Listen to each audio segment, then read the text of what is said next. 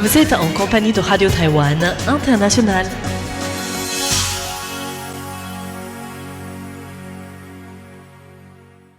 Bonjour à tous et bienvenue sur l'antenne française de Radio Taïwan International. Ici Lisa Dufaux pour vous présenter le programme de ce vendredi 23 janvier 2026. Aujourd'hui, c'est François-Xavier Boulet qui vous présentera le journal de l'actualité, qui sera suivi du décryptage dans lequel nous reviendrons ensemble sur l'impact de la première année de mandat de Donald Trump sur Taïwan après son retour au pouvoir en janvier 2025. Vous pourrez ensuite retrouver Floriane Dai avec son émission Femmes d'ombre, Femmes de lumière, dans laquelle elle a rencontré la vénérable Zhao Hui, qui parlera de la place des femmes dans le bouddhisme à Taïwan et de son engagement pour la faire changer. Voilà pour les ondes courtes et vous pourrez également retrouver sur notre site internet un nouvel épisode de Géopolitique présenté par Jean-Yves Heurtebise, avec aujourd'hui la suite de l'analyse de l'opération des forces spéciales américaines au Venezuela et de son éventuel impact sur les relations interdétroits et la stratégie chinoise concernant Taïwan. Je vous souhaite à tous une excellente écoute et je vous laisse sans plus tarder en compagnie de François-Xavier Boulet pour le journal de l'actualité, avec tout de suite les principaux titres.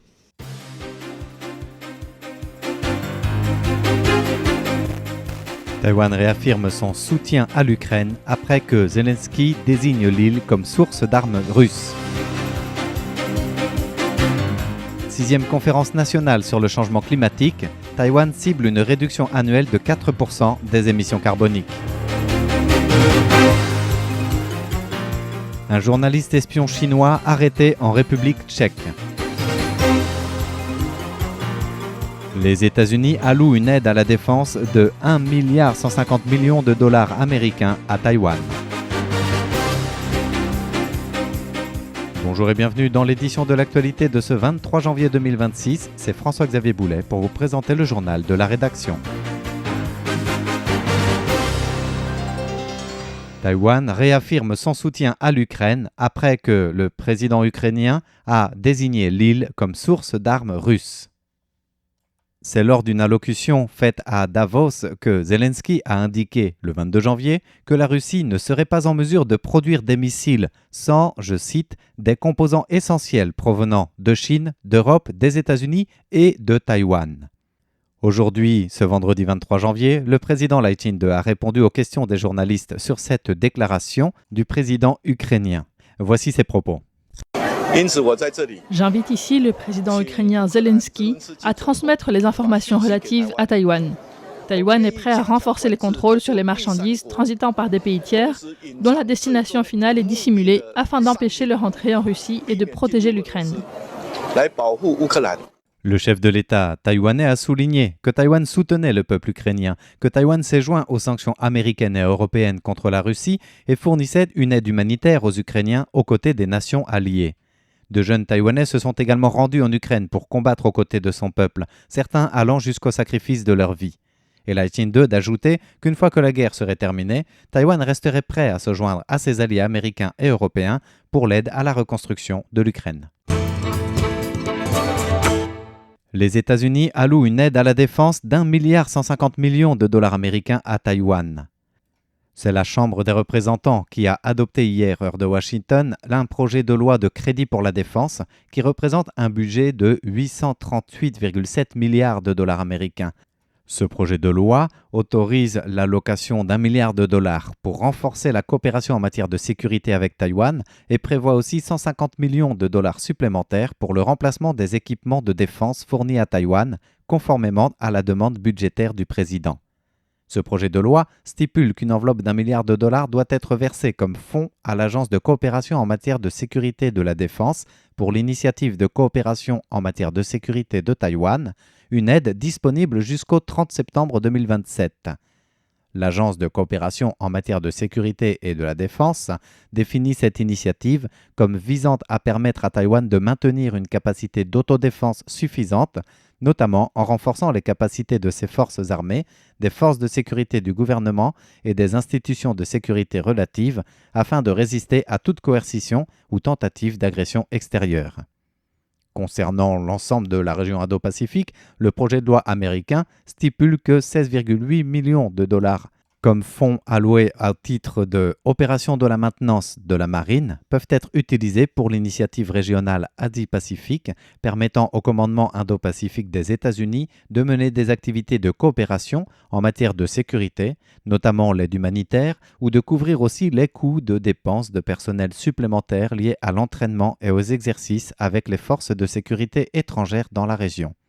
Le projet de loi a été largement voté, 341 voix pour, 88 contre à la Chambre des représentants et doit encore être étudié au Sénat avant le 30 janvier prochain. La diplomatie taïwanaise salue le Parlement européen pour son soutien. Le ministère des Affaires étrangères a salué aujourd'hui le Parlement européen pour avoir voté la résolution du rapport des exécutions de la politique étrangère et de la sécurité commune, le PESC, ainsi que celui de la politique de sécurité et de défense commune, PSDC. La résolution du premier rapport cité stipule que les revendications territoriales de la Chine sur Taïwan n'ont aucun fondement en droit international, que Taïwan et la Chine ne sont pas subordonnés l'une à l'autre et que seul le gouvernement démocratiquement élu de Taïwan pouvait représenter le peuple taïwanais.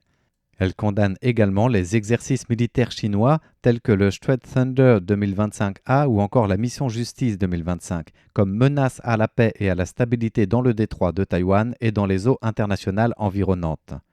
Quant au deuxième rapport, la résolution indique qu'une escalade de la situation navale à Taïwan aurait de graves répercussions sur la sécurité et les chaînes d'approvisionnement européennes. Elle condamne les tentatives unilatérales de la Chine de modifier le statu quo dans le détroit de Taïwan et son refus d'exclure le recours à la force contre Taïwan, ce qui constitue une grave menace pour la stabilité de toute la région. La résolution du Parlement européen salue également les récentes opérations de liberté de navigation menées tant par les États-Unis que le Royaume-Uni, la France ou encore l'Allemagne dans le détroit de Taïwan. À travers ces deux résolutions, le Parlement européen exhorte l'Union européenne à multiplier ses échanges commerciaux avec Taïwan et à mener des échanges réguliers entre Taïwan et l'Union européenne sur les questions de sécurité. Un journaliste espion chinois arrêté en République tchèque. Jacob Janda, qui est le directeur du Centre de la politique de sécurité European Values, qui est un think tank de la République tchèque, a indiqué hier soir que la police avait arrêté un ressortissant chinois le samedi d'avant. Le service de contre-espionnage tchèque, le BIS, a collaboré étroitement avec l'agence tchèque de police antiterroriste dans cette affaire sur 2 longs mois. Aussitôt arrêté, le suspect chinois a été placé en détention, autorisé immédiatement par le tribunal tchèque. Jacob Janda a cité le média tchèque Denik N, qui rapporte que ce ressortissant, Yang Yiming, collectait des renseignements sur les hommes politiques tchèques, principalement sur leurs engagements et leurs visites à Taïwan. Et il semble que certaines de ces opérations se déroulaient aussi en dehors du territoire de la République tchèque. Selon plusieurs médias, Yang Yiming a travaillé pendant des années en République tchèque en tant que correspondant à Prague du Kwangming Daily, un organe du Parti communiste chinois. 6e conférence nationale sur le changement climatique, Taïwan vise une réduction annuelle de 4% de ses émissions carboniques. La 6e conférence nationale sur le changement climatique s'est tenue hier, 22 janvier, dans l'après-midi au palais présidentiel. Le ministre de l'Environnement, Phung Chi-Minh, a présenté un rapport en plusieurs points. Tout d'abord, en termes de réduction carbonique, pour la deuxième période de contrôle des gaz à effet de serre qui s'étend de 2021 à 2025, Taïwan a réalisé sa meilleure performance de toute son histoire. Les émissions nettes ont en effet diminué de 4,64% en 2023 par rapport à l'année de référence 2005 et de 6,7% en 2024. Sur cette base positive, le ministre Phung Chi-Minh compte aller plus loin encore dans la politique de réduction des émissions carboniques. Selon notre estimation, la diminution en 2025 devrait être de l'ordre de 9% environ. Certes, il existe toujours un écart d'1 point de pourcentage par rapport à notre objectif de 10%. Mais nous constatons tout de même une réduction annuelle moyenne de 2 à 3%. Or, notre défi reste conséquent. Après tout, notre objectif pour 2030 est de parvenir à près de 28%. Cela signifie qu'il nous faut atteindre une réduction annuelle de plus de 4% chaque année. Beaucoup d'efforts doivent encore être fournis. Par ailleurs, le ministre de l'Environnement a déclaré que le gouvernement lancerait une nouvelle phase du plan d'action national d'adaptation 2027-2030 et que dans ce cadre, une nouvelle entité administrative devait voir le jour, à savoir un centre d'adaptation et de résilience au changement climatique, lequel sera chargé de promouvoir diverses actions d'adaptation pour lutter contre les températures élevées et faire face aux températures basses. Ce centre, dont la création relèvera du ministère de l'Environnement et de la Commission nationale des sciences, sera financé par la taxe carbone. Fixant le cap de début 2027 pour la création officielle de ce centre, le ministre de l'Environnement a précisé que ce centre réunirait les représentants gouvernementaux, des académiciens et des industriels. Il agira dans l'élaboration des politiques, la résilience industrielle, les initiatives de développement international et le soutien aux efforts de mise en œuvre locaux. Enfin, au sujet du mécanisme d'ajustement de la taxe carbone aux frontières, un système qui harmonise les taxes carbone des produits importés avec les produits similaires locaux publiés par l'Europe, le ministre taïwanais de l'Environnement a précisé que la version taïwanaise était prévue pour cette année.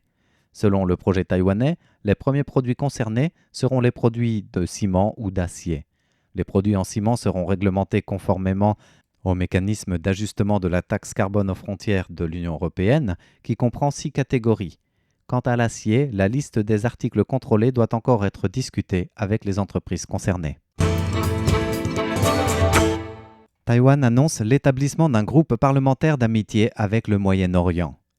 Dans l'objectif de renforcer la diplomatie parlementaire et de promouvoir les échanges bilatéraux entre Taïwan et les pays du Moyen-Orient, le Yuan législatif a annoncé ce vendredi la création d'un groupe parlementaire d'amitié entre Taïwan et les pays du Moyen-Orient. Sa présidente, la députée Kuomintang Ma Wen-chun, a indiqué que ce groupe d'amitié parlementaire entendait développer le dialogue parlementaire multilatéral, encourager les coopérations dans des domaines tels que la sécurité énergétique, l'aide humanitaire ou encore le commerce et l'investissement. La vice-présidente de la commission ministérielle en charge des Taïwanais de l'étranger, Li Yanhui, a de son côté souligné l'importance stratégique de cette initiative parlementaire par rapport à la vision internationale de Taïwan en se basant sur les échanges existants dans les domaines du commerce, des sciences et technologies, de l'énergie, de la médecine ou encore de l'éducation. Écoutons-la. Cela montre que les échanges éducatifs entre Taïwan et les pays du Moyen-Orient continuent de se développer de manière stable et posent des bases solides pour l'approfondissement des coopérations à venir. Nous espérons ainsi que dans le futur, sous l'égide du groupe d'amitié parlementaire entre Taïwan et le Moyen-Orient, les échanges et interactions parlementaires, et ceux dans divers secteurs, seront renforcés, afin de promouvoir une coopération concrète mutuellement bénéfique.